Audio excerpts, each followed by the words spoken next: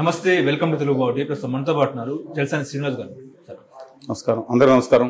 Sir, AP విషయానికి వస్తే ఏపీలో 5 ఎమ్మెల్సీ స్థానాలు ఉంటే అందులో భాగంగా 3 టీడీపీకి, 1 జనసేన, ఇంకోటి బీజేపీకి. సో అనూహ్యంగా సోము వీర్రాజు పేరు తెర మీదకి వచ్చిన పరిస్థితి. ఎప్పుడైతే సోము వీర్రాజు పేరు తెర మీదకి వచ్చిందో 2 ఫ్లైట్లు ముఖ్యంగా బీజేపీ నాయకులు పురంధేశ్వర్ గారు వచ్చినారు, నామినేషన్ దాఖలు చేసిన పరిస్థితి. ఈ పరిణామాలు చూసుకుంటే మీకేమనిపించింది? అంటే 2 ఫ్లైట్లు అనేది మామూలు పెద్దగా ప్రత్యేక విమానాలు రావటం అనేది, ఒకటి హైదరాబాద్ నుంచి, ఒకటి ఢిల్లీ నుంచి. ఇది మీకు ఆశ్చర్యం కనిపించాలి. ఢిల్లీ నుంచి ప్రత్యేక విమానం వేసుకుని రావటం, హైదరాబాద్ నుంచి తీసుకురావటం, 150 కిలోమీటర్ స్పీడ్తో వెళ్ళని వార్తల్లో ఏది సంతకాలు పెట్టించుకోవడానికి ఎవరి దగ్గరికి వెళ్ళటం, నిమిషాలు సెకండ్ల వ్యవధి ముందు వాట్ ఎవర్ మేబీ నామినేషన్ దాఖలు చేయడం, ఇదేం రాజకీయాల్లో చాలా విచిత్రంగా అనిపించింది. లోక్సభ స్పీకర్గా ఒకే ఫ్లైట్ అని ఉండేది, ప్రత్యేక విమానం కాదు, ఆలస్యం అవుతుందేమోనని చెప్పి అనుకునే అది విన్నాం. కానీ ఈ విధంగా మొత్తం కదిలిపోవటం ఎక్కడేం లేదండి. ఇది అనంతమైన శక్తికి నిదర్శనం అయింది. ఆయన అభినందిస్తా ఉన్నాను. ఇంతటి ఇవాళ అలిపిరి ఘటన గురించి చంద్రబాబు నాయుడు గారి మీద అన్ని మాటలన్నీ కూడా తర్వాత వాళ్ళు మామూలుగా ఇంకా చెప్తే వాళ్ళ చెవులని రక్తాలు వస్తాయని మాట్లాడింది. వాళ్ళందరూ కూడా అసలు విచిత్రంగా ఉంది. ఏదేమైనా ఇంత అసాధ్యాన్ని సుసాధ్యం చేసినందుకు వారిని అభినందన తెలుస్తూ కాబోయే ఎమ్మెల్సీగా వారికి శుభాభినందనలు తెలియజేస్తున్నాం. కానీ వర్మకు ఎందుకు ఇవ్వలేదంటారు? వరమకి గారికి ఇవ్వలేదనేది కూడా సోమవీర్రాజు గారిని అడగాలండి గవర్నర్. ఎందుకంటే ఆయన గట్టి ఉద్యమం చేశారు. సోమవీర్రాజు గారు ఇంతకుముందు చీప్ సారాయి తక్కువ రేట్లకి వాళ్ళని ఉద్యమం చేసినట్టు చీప్ లెక్క 70 రూపాయలు మీ అధికారులకు వస్తే 50 రూపాయలు ఇస్తామని చెప్పి భారీ ప్రామిస్ చేశారు. ఆంధ్రప్రదేశ్ ప్రత్యేక హోదా విభజన హామీల గురించి ఆయన మాట్లాడలేదు, ఏదో వ్యతిరేకంగా ఉన్నట్టున్నారు. రాయలసీమ ఉత్తరాంధ్ర ₹1 దాని గురించి మాట్లాడలేదు. అలాగే అమరావతికి ఈ సంవత్సరం ఈ 4 సంవత్సరాల్లో 15,000 కోట్లు ఫ్రీగా ఇస్తామని చెప్పి ఒక్క ₹10 కూడా గ్రాంట్కి ఇవ్వకుండా మీ సావు మీరు సావంటారు, మేము కావాలంటే అప్పులు తెచ్చుకోవడానికి అనుమతిస్తానంటే ఇష్టం వచ్చినట్టు చేసి వాళ్ళ పోలవరాన్ని సర్వనాశనం చేసేటట్లు. ఎందుకంటే ఈ డబ్బులు ఇచ్చారంట. నేను చెప్తున్నా అండి, అది కట్టుకుంటాం కాదు ఇష్యూ, అది దాన్ని డెడ్ స్టోరేజ్ ప్రాజెక్ట్ గా చేసేసినట్టు వాళ్ళు పార్లమెంట్ బిల్లు పడే దాని గురించి మాట్లాడలేదు. మరి లిక్కర్ ₹50 ఇస్తే తాగండి, తాగి పోగండి, సావండి, తర్వాత మీకు హాస్పిటల్ కూడా ఎయిమ్స్ లో ఇంకో కొత్త విభాగాన్ని ఏర్పరుస్తా అనుకున్నా తెలియదు. ఆయన వ్యక్తిగతంగా నేను మాట్లాడా, ఆంధ్రప్రదేశ్ హక్కుల కోసం, ఆత్మగౌరవ కోసం వ్యతిరేకం చేశారని బాధపడుతున్నా. కానీ ఇక వెన్నుముక్కలేని నాయకత్వం అనుకోండి తెలుగుదేశం పార్టీకి. రేపు పొద్దున్న వర్ర రవీందర్ రెడ్డి గారు అనే పేరు చెప్పడం కూడా నాకు ఇష్టం లేదండి. మా మీద అనుచితంగా ట్రోల్ చేశారు. ఆయన కానీ వలమైన వంశీ గారు కానీ నిర్మాలో పంపించేసి బీజేపీలో పంపిస్తే మళ్ళీ తిరిగి వాళ్ళు మంత్రివర్గంలో పెట్టుకోమన్నా సరే పెట్టుకుంటారు అనుకుంటా. ఎందుకంటే అది కూటమి కర్మం కదా. కూటమి ఎవరిని పెడితే వాళ్ళని పెట్టుకోవాలి, అదే కూటమి ధర్మం. వాళ్ళకి ఎలాగో లేదు, ఇది కూటమి ధర్మం. అది పార్టీ ఇష్టం. నాకు తెలుగుదేశం పార్టీ ఎలా చేసుకుందో వాళ్ళు చేసుకోవచ్చు. ఆంధ్రప్రదేశ్ రాష్ట్రానికి అన్యాయం చేసేట్లు చేస్తే ఇబ్బంది కదండి. అడుగుతున్నాను, వాళ్ళు వ్యక్తిగతంగా చేసుకోవచ్చు. వాళ్ళ 3 సీట్లు ఇచ్చారు, 2 బీసీలకు ఇచ్చారు, 1 ఎస్సీకి ఇచ్చారు. సరే, వాళ్ళకి ఎంత ఏదన్నా ఒక మంచి నిర్ణయం తీసుకున్నంత వరకు అభినందిస్తున్నాం. సరే, ఇక్కడికి వచ్చిన తర్వాత బీజేపీ అండ్ జనసేన ఇద్దరు ఒకరికి ఇచ్చారు, ఇబ్బంది లేదు దాంట్లో. ఎందుకంటే నాగబాబు గారికి ఇవ్వటం తప్పేం కాదండి. ఎందుకంటే ఈ వర్క్ ఫర్ ద పార్టీ, ఆయన మంత్రి పదవి కూడా ఇస్తానని చంద్రబాబు నాయుడు గారు చెప్పారు. తర్వాత మళ్ళీ ఎమ్మెల్సీ అని, తర్వాత ఇంకోటని, లేదా రాజ్యసభ అని, లేదా కార్పొరేషన్ అన్నీ వచ్చినాయి.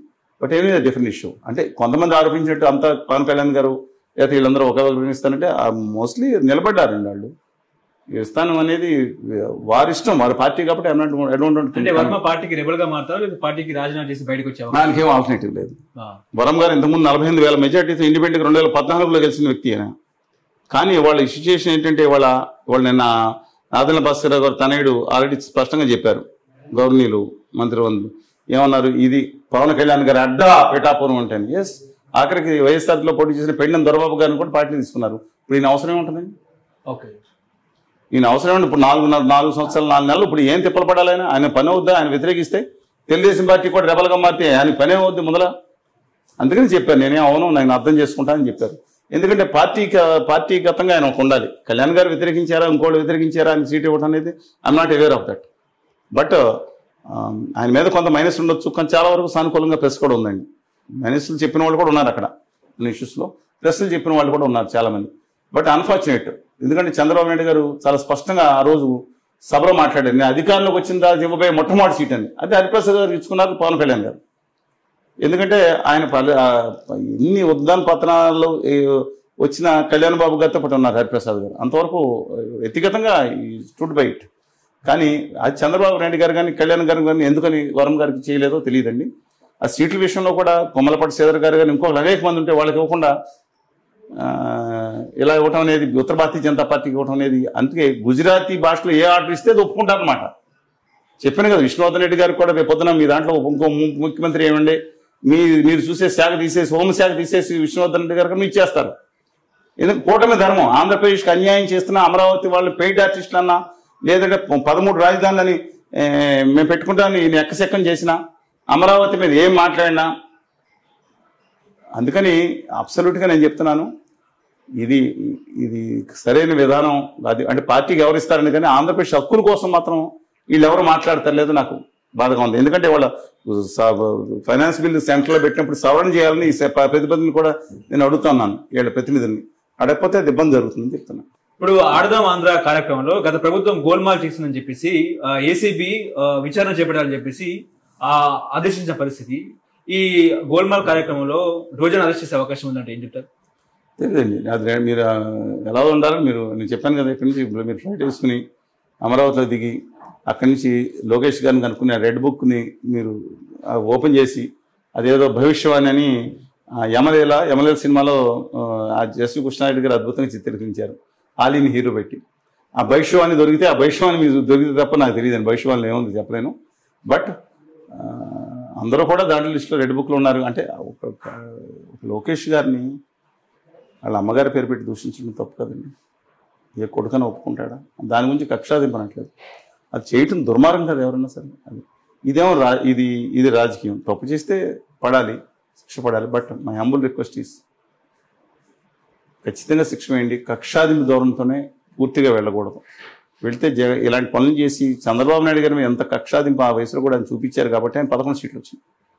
విధానాన్ని నిర్ణయం తీసుకుంటే అదే ముఖ్యమైన కార్యాచరణ కాకూడదు. ఆంధ్రప్రదేశ్ ప్రత్యేక హోదా విభజన హామీల మీద దృష్టి పెట్టండి. ఆయన ఇస్తున్నారు, రాయితీలేమో అక్కడికి ఇక్కడ గుజరాతీ తీసుకెళ్ళిపోయారు. 10 ఏళ్ళు ఇస్తే ఆంధ్రప్రదేశ్ బాగుపడుతుంది. 15 లక్షల మంది ఇండస్ట్రియలిస్టులు అవుతారండి, యూత్ అండి.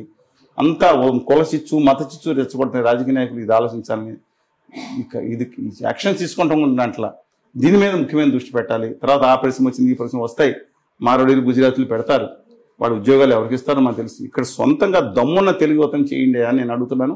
2019 తర్వాత ఉధృతంగా ఉద్యమం చేస్తాం, చెప్పాల్సి వస్తుంది. 95% మెజారిటీ వేయలేదు, నేనేం చేయనండి. ఓకే.